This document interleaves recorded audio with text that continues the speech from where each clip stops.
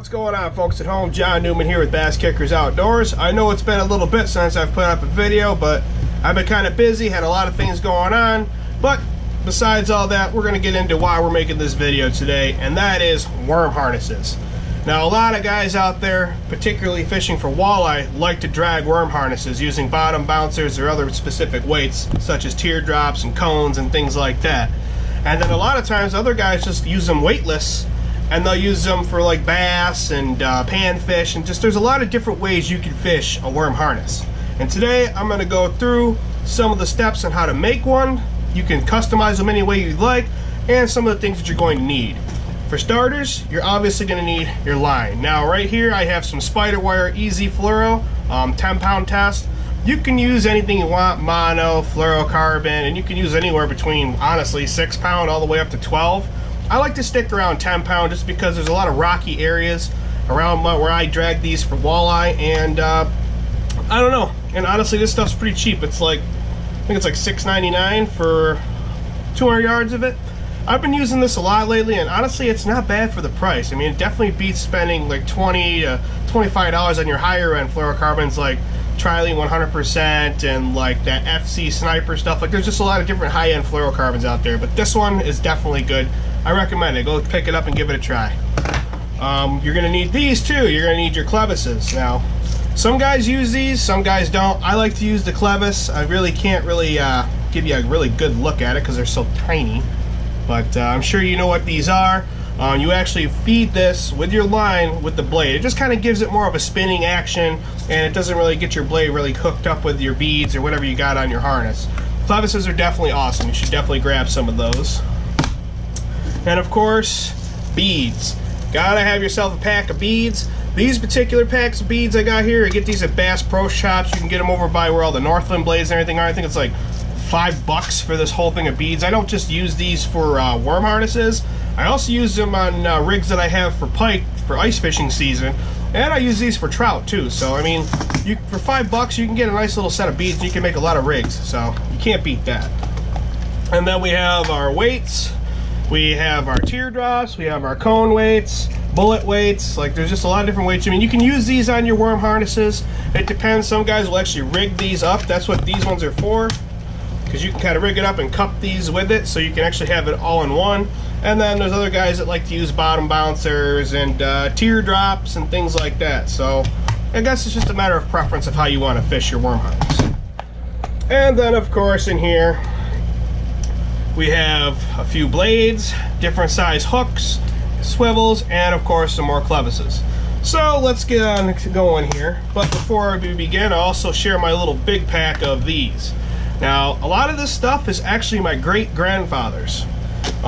When he passed away back when I was younger, he passed back in 2006. I actually, like I said, it was a long time ago.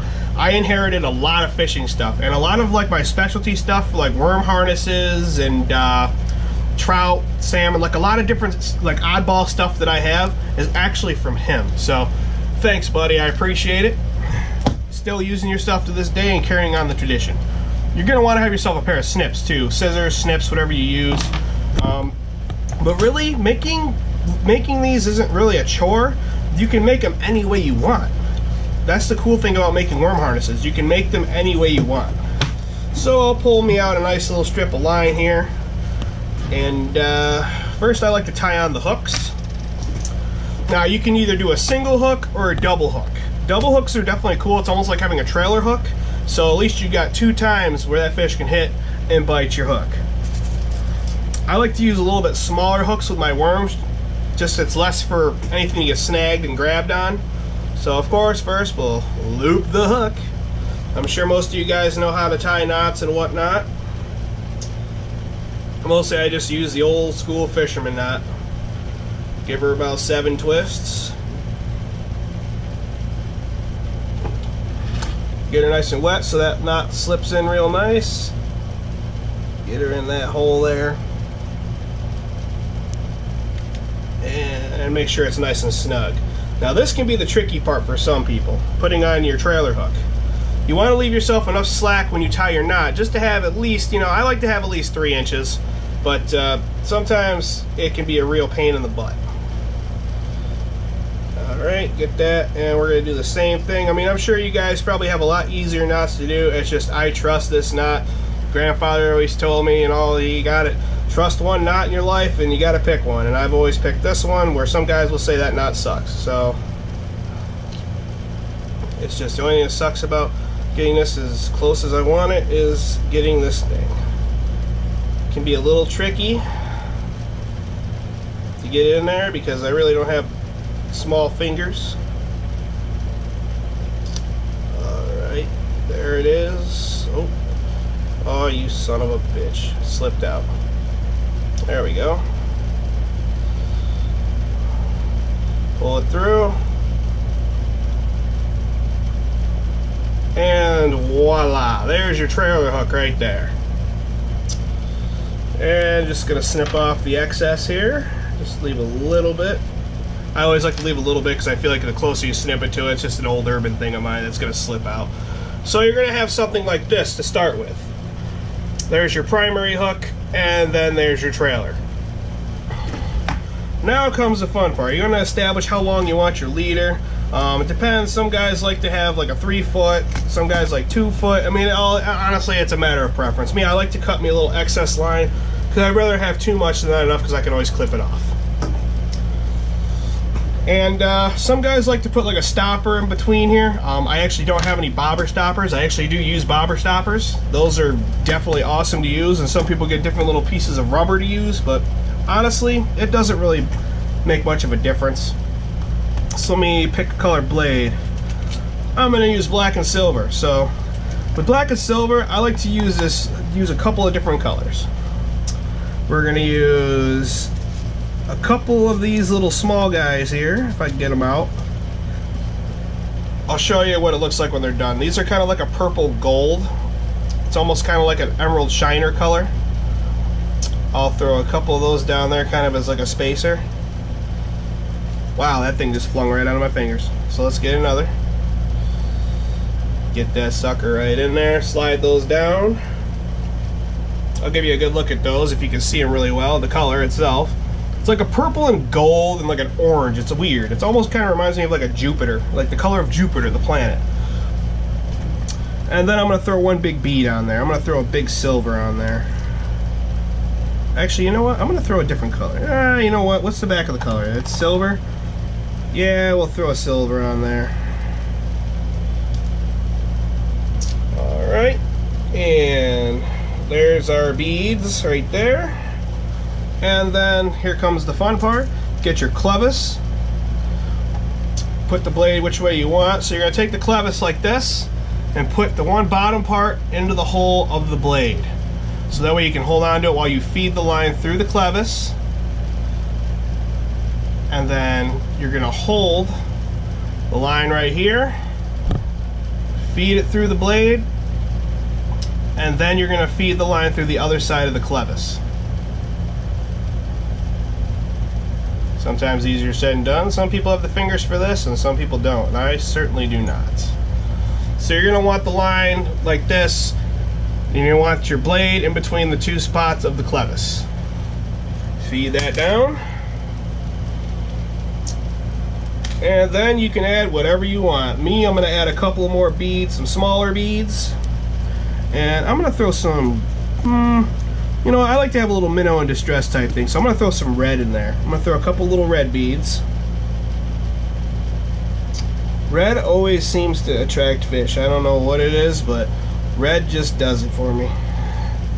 So 2 red beads there.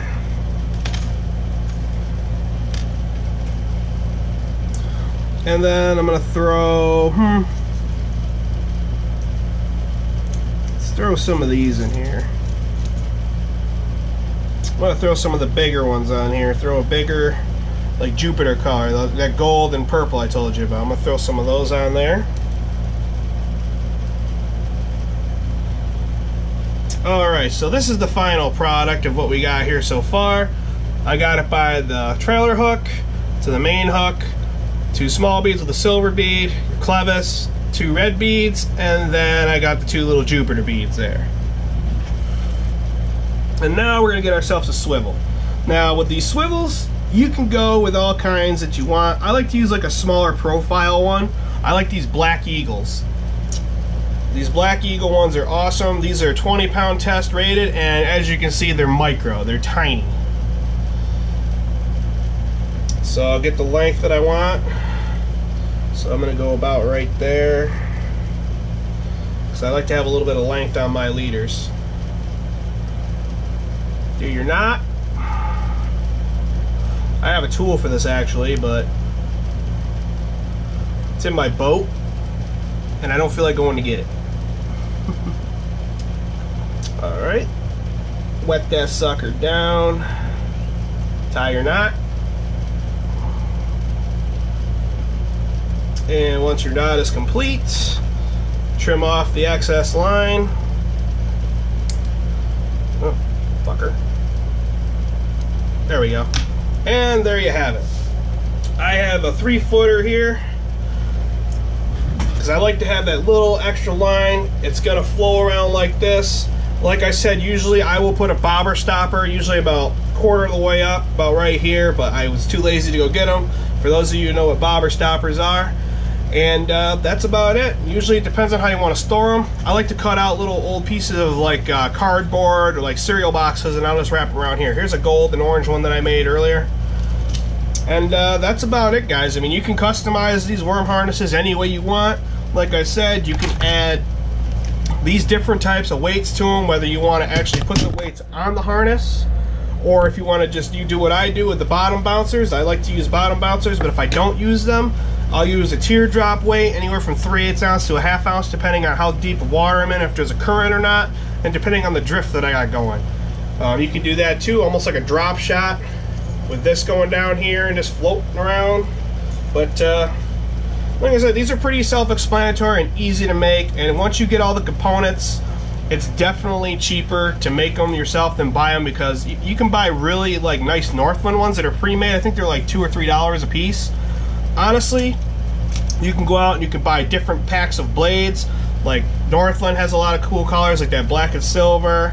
There's this Fire Tiger one Cabela's makes, and then like an emerald shiner. And this one's my personal favorite. I use these for pike a lot. It's like a holographic orange. It's called Sundrop. Cabela's makes them. But anyways, there's so many different colors of blades that you can get. They're very cheap. You can buy packs of them anywhere from $2 to $3, and they're usually 10 of them in a pack. Like I said, with the beads, this is $5 for this bead pack. These weights, unfortunately, depending on where you live, some places they don't sell lead anymore.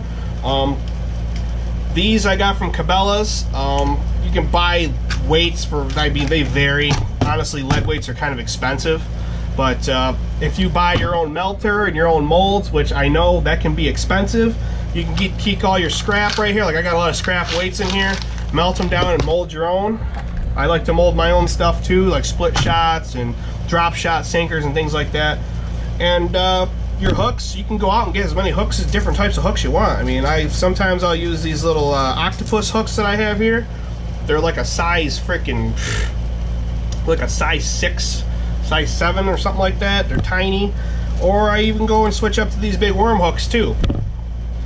In hooks, you can spend $4 on a pack of 100, or you can spend $4 on a pack of 3. I mean, it just depends on what hooks you want. And like I said, once again with the line, you can use any line you want. I use fluorocarbons and monos, but as far as like a good fluorocarbon for the price, definitely this Easy Fluoro. Like this stuff by Spiderwire, it's really good, it casts, and it doesn't fray like a lot of other fluorocarbons that I've used, because I've spent some money on different fluorocarbons over the years, and they just, some of them suck and some of them are really good. My favorite one is that FC Sniper stuff that Seagar makes. I think Seagar makes it. And if I'm wrong, correct me. I don't know. I've used so many different lines. But honestly, I picked this stuff up at a Ollie's Bargain Outlet. I don't know if you guys are familiar with that. It's like a big giant crap store with just so much stuff in there, it's junk. But I got like a shit ton of this amount of filament by Vicious Fishing. I mean, this one's 10 pound, but I got a lot of 6 pound, 8 pound, and 10 pound. And dude, this stuff, it's a 330 yard spool for $3. $3.99. and I got a crap ton of it because I've used it before, and I remember it like, dude, it actually wasn't bad because it was still relatively cheap when it was actually in stores. Very like a lot. I don't know. It was just a lot, and it just disappeared. And then I started using like that Pro Mix stuff that Suffix makes, and then I saw this, and I was like, dude, and I just grabbed every one of them I could. But that's all I got for you guys today. Got off a little off topic there, chatting about lines. But if you're new to the channel, make sure you like and subscribe. Follow my further content that's on my Facebook page. I don't really use it that much anymore, but there's a lot of older videos on there that a lot of people like to look. I like a lot of my original videos that I made that sucker on there, so they're kind of funny to laugh at. And I'll be throwing some more stuff up here on the page. Been getting a lot of wind and rain around here lately, so the water's kind of, some of it's chocolate milk and some of it's turned up, and it's just been really rough out there. Fishing's been pretty good though. We've been hitting the smallmouth bass real good because they're just, all the females are kind of rolling around out there and the males are rolling around out there. There's just a lot of things going on, but I'll throw some fishing videos up for you guys because I know you guys like those. But I'm gonna get going, so thanks for watching. Like I said, you can get all this stuff at your local tackle shops, or if you want to, Bass Pro Shops, Cabela's, blah blah blah. But it's good to support your local bait shops. Until next time, guys, no matter what you're doing, make sure you keep those lines tight. Take her easy. See you next time.